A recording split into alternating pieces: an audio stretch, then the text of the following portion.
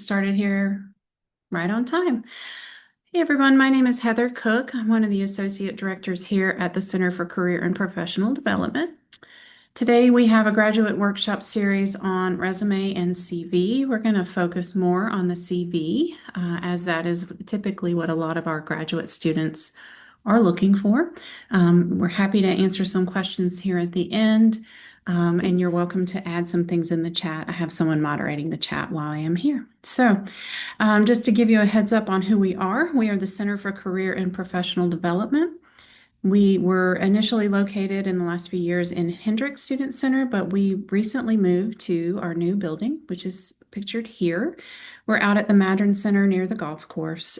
We're second floor of the Neary Family Alumni and Visitor Center, and we encourage you guys to come see us when you can. We have a lot of events coming up, so keep an eye on our website for that.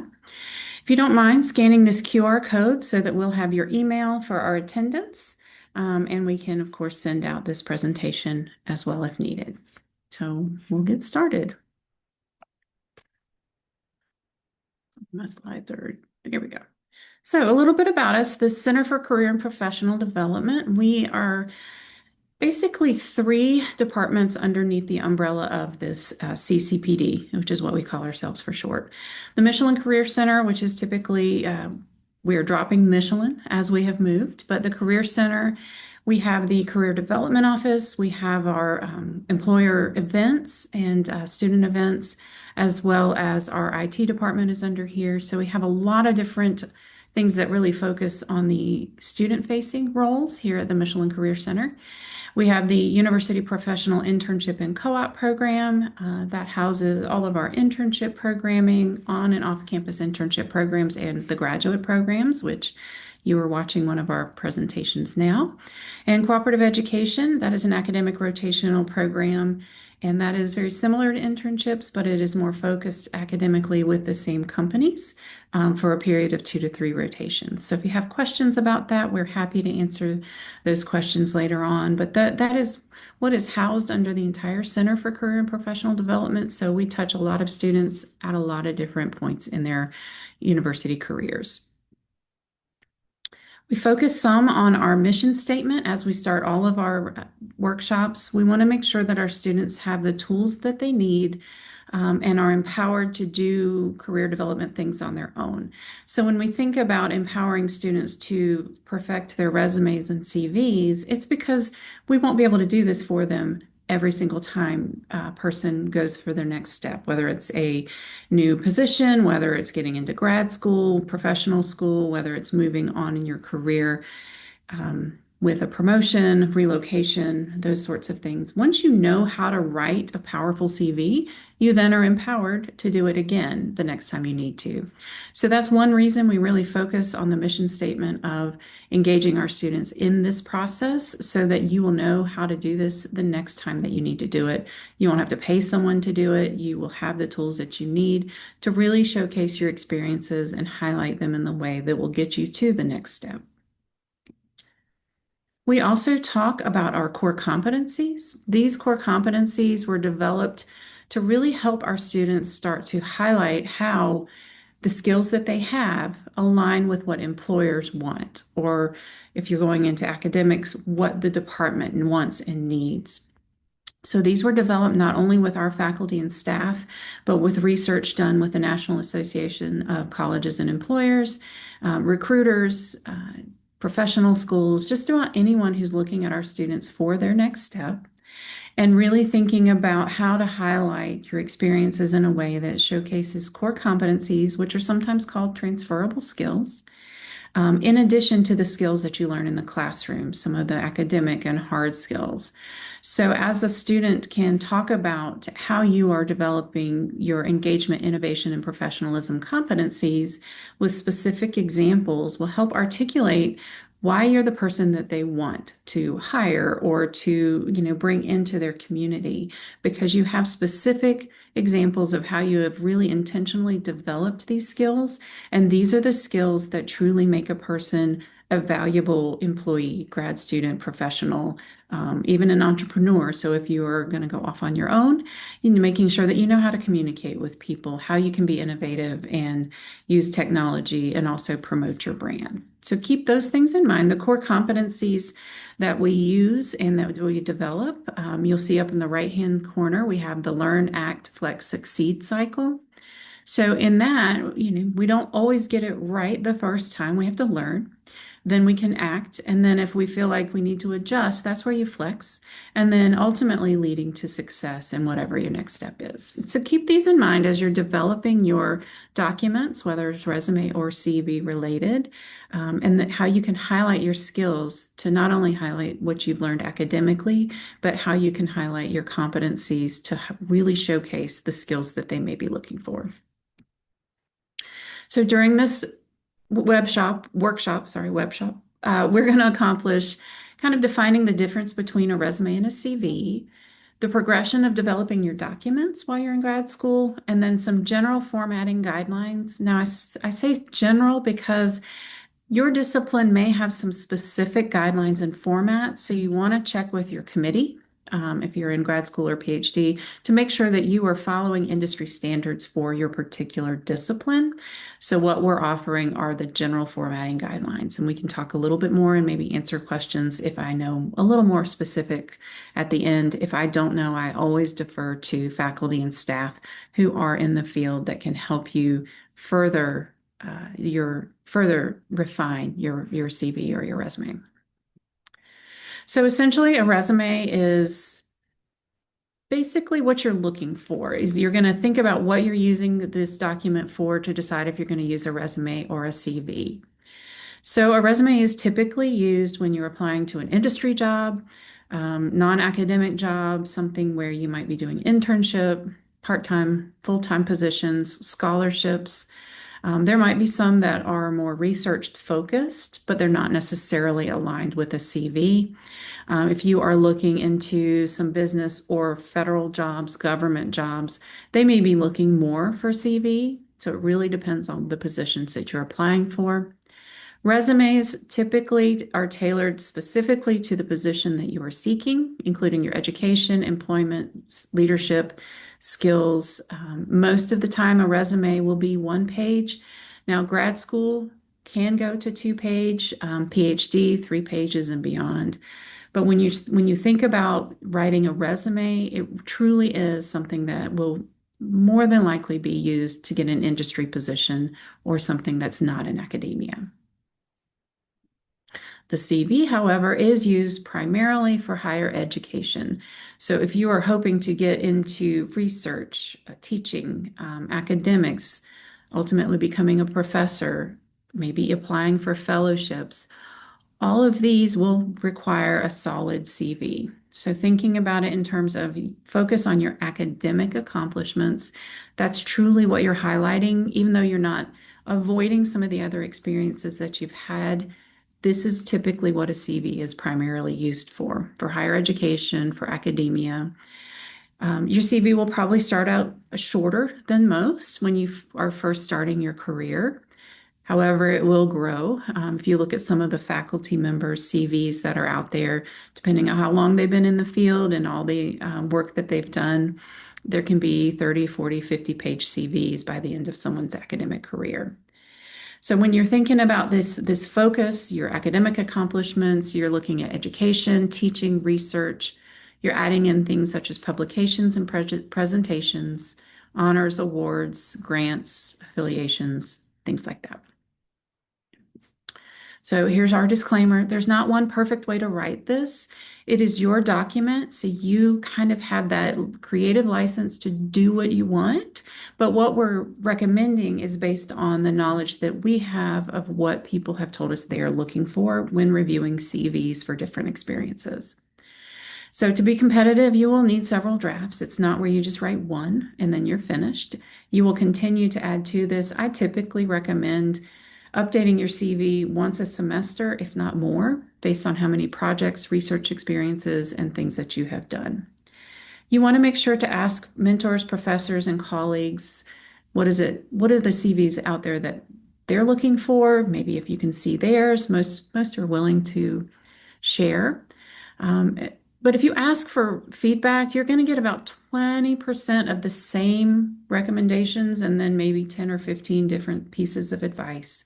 So that's where you really do get to decide how is it going to be presented on paper? How do you want the institution to look at your experience and how does it translate? So consult to our center, but also keep in mind to consult people who are currently teaching in the field and then people who are actually in the field. So for a CV, the formatting basics, since you can go as long as it needs to be, there's no reason to shrink your margins. Your margins should be the standard 1-inch margins all across, top, bottom, left, and right. So don't try to shrink to a 1/2 inch margin for this. You're going to fill the page. You're not going to have empty space anyway, so the 1-inch margin is fine. With the font size, your name will still be the largest thing on the page, anywhere from, we typically say around 14 point. It could go up to 16 point, but that kind of leads into what they're calling ego font size. It doesn't necessarily need to be larger than 14 point. It can be bolded. And then everything else between 10 and 12 point font, most people land on 11. That seems to be about the standard size. Use fonts that are easily readable. Don't pick any of the cursive fonts.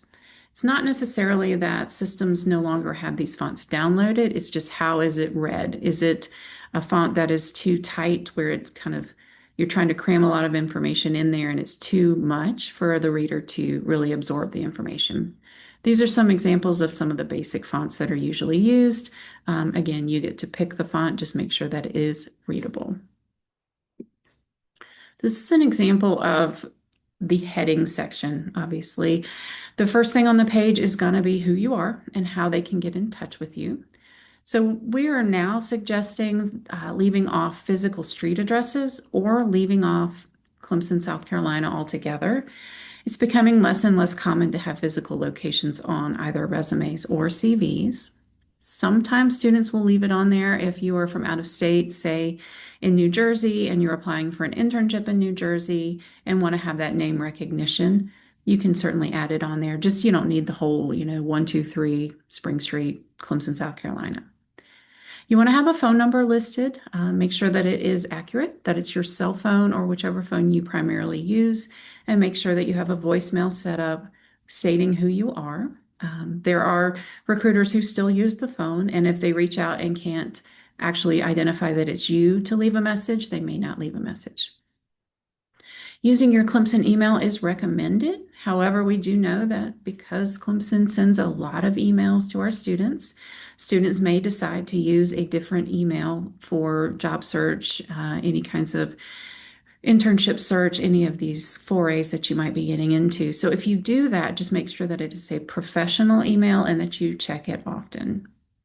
We recommend putting your LinkedIn URL here. So if the person's interested in seeing more about you than your CV can hold, they can just click the link. If you have a website, blog, or portfolio, this is where you would add it as well. The next section is going to be your education section. This is your job right now. As you get a little further along in your career, it will likely drop to either the end or lower in the resume. But currently, if this is what you're doing, you want to make sure that the education is highlighted. The skills that you're learning now at Clemson are the most cutting edge skills. You're using current teaching, current literature. You are learning what industry will need. And if you have this lower on the page, they may think that some of your skills need to be a little bit more elevated because they might assume you're already in the field. With your education, you are going to spell out Doctor of Philosophy, Master of Education. Most of the time, it's not looking for those. They're not looking just for the abbreviation. Also, think about this as a formal writing document. So you want to write in a formal way. With education, you will have written out your degree, and then you will also, you will also over to the right, you will have when you expect to get your degree. You will have the location of Clemson University, and to the right, the location of Clemson, South Carolina. And you'll keep that format throughout, where it's the experience and when you received it, the location and where that location is. And then you can have your major, thesis, title, dissertation, chairperson, cognate, those sorts of things. So this would be for a PhD candidate. I have some examples here that you'll be able to see for masters as well. So here are some examples of how you can build your education. So the first one, as you see, is for someone with a bachelor degree, spelling out Bachelor of Science in Bioengineering, and across from that is the date of graduation, the location of the university, and then any additional related educational things are there as well. Then when you have the second experience, you have the Master of Science first, and then the Bachelor underneath that. Same format where you have your experiences over to the left, dates and locations over to the right. You can add your GPA. Most of the time when you're in grad school, you will go ahead and include your GPA. It's not as relevant as when you were in an undergrad experience to have your GPA on there. And there are some cases where you might want to leave it off. If you have a 3.0, if we recommend leaving it on. If it's less than 3.0, we typically recommend leaving it off and just having a conversation during the interview process about the reasons for that and what you have done to improve that. The education for the third experience is where you have both the bachelor, master, and doctorate of philosophy. So you can see how the progression is, and you always put your most recent experience at the top of the education section. Your experience is truly the most important part of a CV or a resume, and it can come from all different experiences, including your research, your teaching, clinical, professional, and supervisory positions. It can have experience from work as well, so don't shy away from that. But when you're looking at doing more of a CV, you are focusing in more on research, teaching, or service experiences. You can do it in one of two ways. You can have a paragraph description or bullet description. This is a little different than what we recommend on just a resume. A resume, we recommend bullet points. On a CV, you can have either. Just choose one. Don't use them both.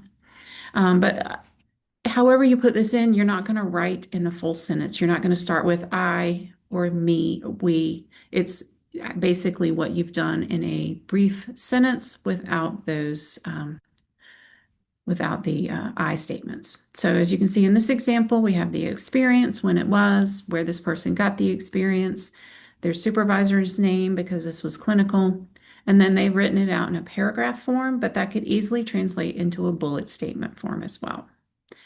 I don't always like the term duties include, but that is something that might be industry related. I want to keep that in mind. Paragraph descriptions use past or present tense verbs. So if you use this, keep to 3 to 4 sentences maximum.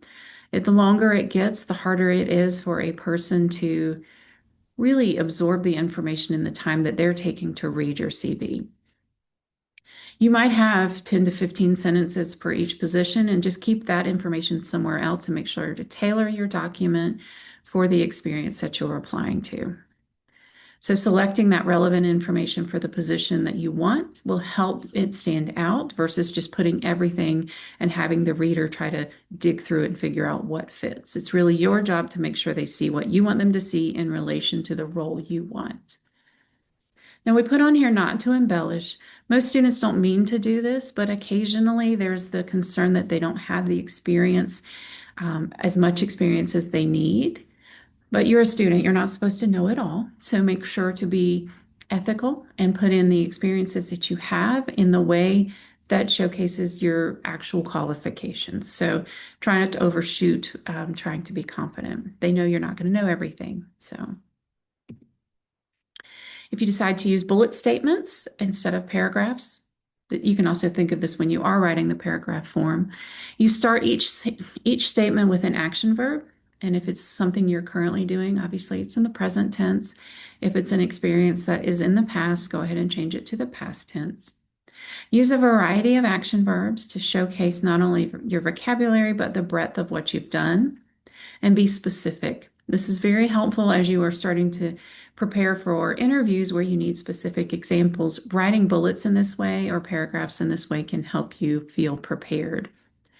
Using a quantifiable way of showing your impact. So when we say using quantifiers, if it's appropriate, you don't have to force it into everything, but it is a way to really highlight the impact statement. Like, what did you do, the action? What types of platforms or tools did you use? And what was the result? So, if you raised money, how much money did you raise? If you ended up increasing social media followership, by what percentage? What are some of the numbers of people that you've worked with in a team? Those kinds of things. Always be mindful of your spelling and grammar. Try to use more formal language, focusing on what you did and the skills that you received and those core competencies or transferable skills. As far as your academic or research focus, really figuring out when you're applying to something, there's usually in higher ed a focus on the institution or the department for teaching, research, or service. Once you kind of figure that out, and it's pretty simple to figure out by reading the position description, by looking at the departmental website, the company, or the educational website. Once you figure that out, really highlight your skills in that way. So if you are going into teaching, you probably want to have your teaching experience sectioned off at the beginning or closer to the beginning of the document. Same thing for research and service. So thinking, what do you want to highlight for that particular institution? And that's a good way to tailor your experiences to the academic institution that you're applying for. You can see some examples of how to create related experience sections. So this person has some different experiences that are related to programming. So they put in their internship, their graduate assistantship, and a different internship here. They have the present day in present tense, and they have kind of the platforms that they've used. This particular resume doesn't have as many quantifiable bullet statements, but you can see down here in the third experience, it has some numbers. So keeping in mind that you don't have to have numerals or quantifiers in every bullet statement, only where it makes sense, but it can really highlight and showcase some of the things that you've done in a way that really showcase you've built your skills over time. Publications and presentations. You're going to talk about and address which ones are pending and which ones have been presented. You will, especially for publications, format based on your field's format, whether it's MLA, APA, or Chicago style. So however it is that you cite materials when you are writing your documents, writing your papers, put yours in the same way. You can bold your name within the formatting to kind of indicate your level of involvement and really highlight where you fit within each of the publications.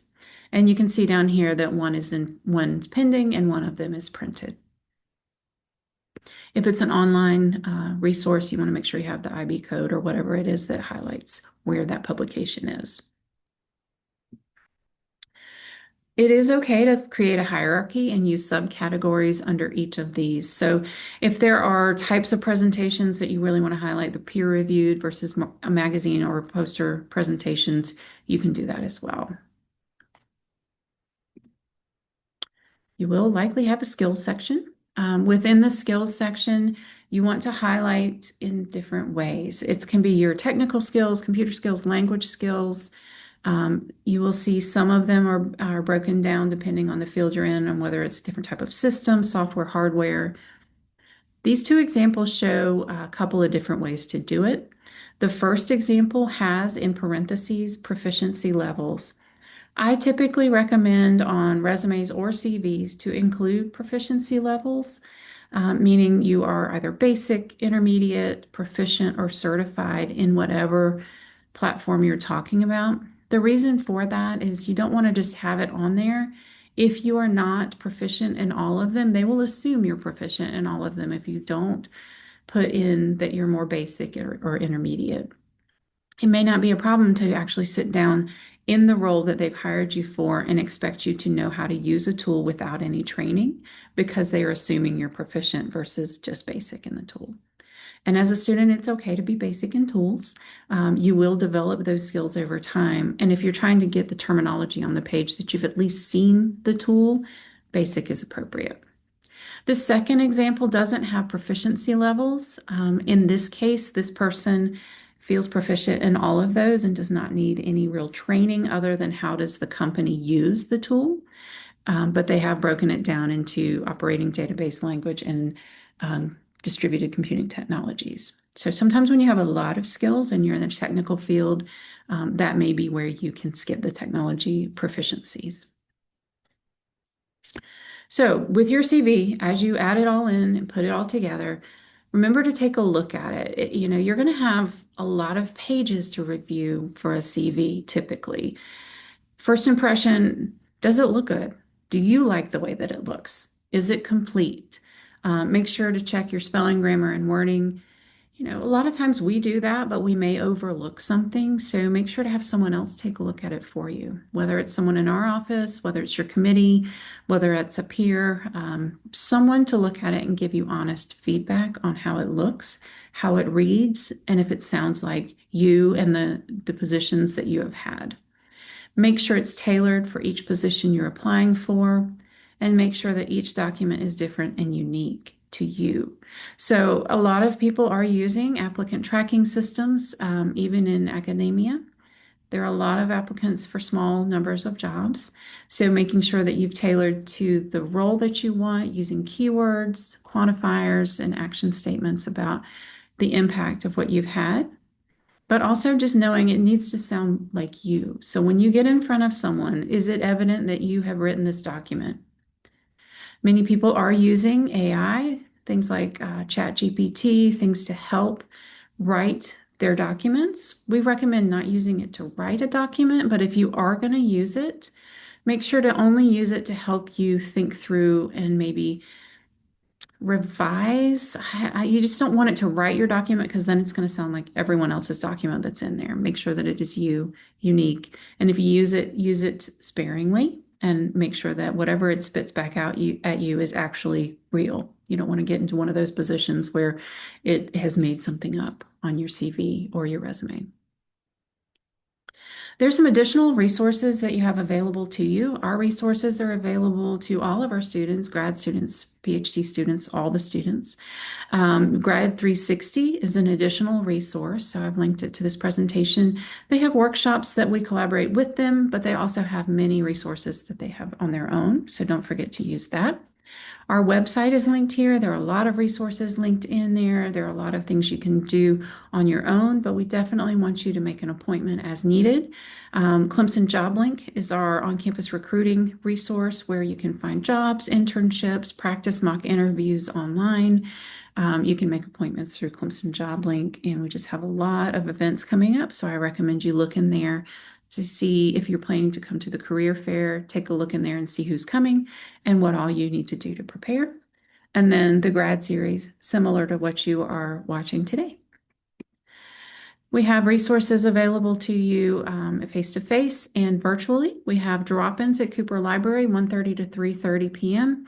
That's generally 10 to 15 minutes with a counselor or a peer advisor where we can critique your resume. We can take a look at a CV, depending on how long it is. We may not be able to get to all of it. Cover letters, job search resources, and other quick questions.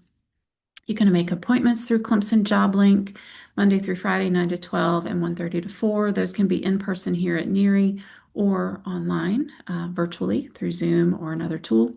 I will say all of our appointments are booked up through and beyond the fairs. So if you need something in the meantime, we have a lot of events coming up. We have drop-ins the rest of this week. We have a coffee and critiques happening this Friday morning from 9 to 11 at the Core Starbucks. If you'll bring your document there, first come, first serve, you'll get a cup of coffee as we review it. We have pre-fair events starting next week where you can have counselors and employees take a look at your documents and give you some feedback, as well as practicing your 30-second commercial intro to employers. All of these are linked on our website's events page, so I recommend you take a look at that and come to as many of those as you want. And then the following week, we have our career fair. Monday through Thursday at Little John, 12 to 4 every day. The first 3 days are more technology focused, STEM fields, but you can come even if you're not, if there's a company you're interested in there. And then the fourth day, that Thursday, is more business, healthcare, arts, science, some of the social sciences. That is also located on our website, so you can take a look, see who's coming, and make a plan.